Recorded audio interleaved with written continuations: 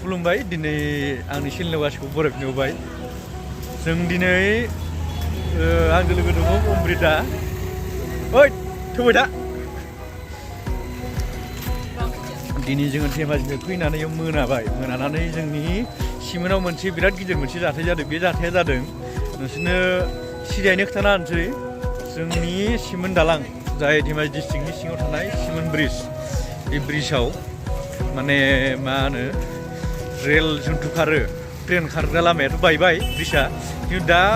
जाय जायगाखै जोङो कारबो खारो गारि खारो बे कार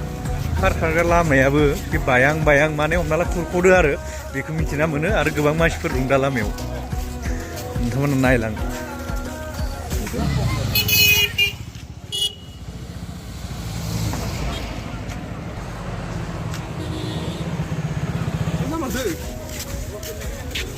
माथो बोरैबा जादों बियो फै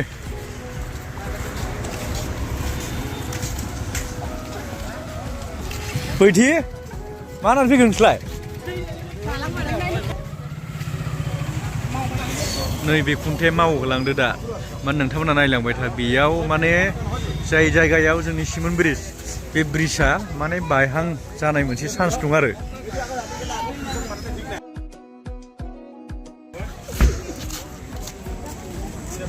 बेखौ नाय नोंथांमोननो देखायनो आं खनसे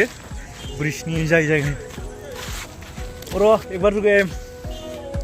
नै बेखौ खनसे देखायनो जेने तेने आं देखायगोन गिनायखौ गारनानै नोंथांमोननो खिन्थु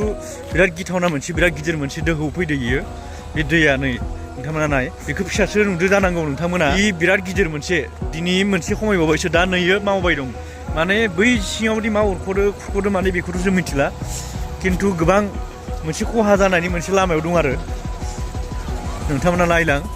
गोबां मानसि दं इयावबो सिङाव नै नोंथांमोना नाय बे दैया माने खुरख'नानै सिमेन्ट जुन्थु माने ब्रिज बै ट्रेन लामाया बेथ' बायलांबायनो नोंथांमोननो नै दा स्क्रिनाव देखायनाय बे ब्रिजआ बायलांबाय आरो नैबे दा नै सिमोन दालाङाबो थाङां बेबायसा आरो नै दा मोनाबाय नोंसोरनो देखायबावनि आं दा मोनानायाव दहाय दसे सिगां बायनाय भिडिअ'खौ नोंथांमोना नुखाबाय जानांगौ आरो दा नै बोरै जाना दं ब्रिजआ नै बेनो खोनानाय बायसा मोनोबा बै जाय जायगायाव ब्रिज बायदो ट्रेन लाइन बे ट्रेन लाइनाव मानसि दंमोन सुबुं बिसोरनि आथिं बायदो होननाय मिथिनाय मोनो माने बे ब्रिज गोलैजेननाय समाव बिसोर दंफायोमोन नालाय बे ब्रिजआ सायाव गाखोनाय दंमोन जाहैदों बेखायनो मिथिनाय मोनो आरो जोङो नै दैया बिदि जाना दं बिराद थार जाना दं माने दा नै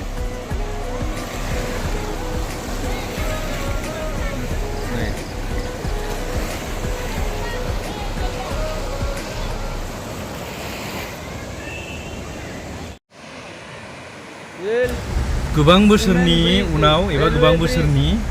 सिगांनिफ्राय जों नुबाय थानाय दिनैसिम बिदि जाफेराखैमोन फार्स्ट टाइम बेबार जाबाय आरो रिपेयर किया जा रहा था दुर्भाग्यवश कोलैप्स हो चुका है ये देखिए नदी का नज़ारा वाह बहुत भयानक रूप ले चुका है हमारा ये सीमेंट रिवर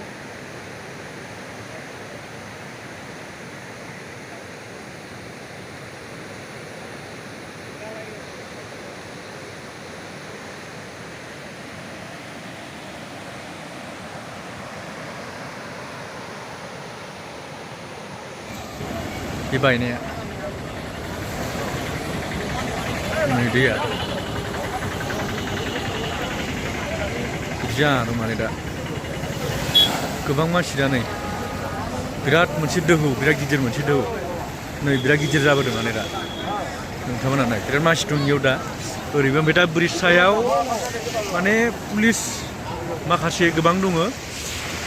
रैखाथि हान्जाफोर आरो मानसिफोरबो गोबां जमा जाबाय इनिखियाबो उनाव नायलां ओंखायनो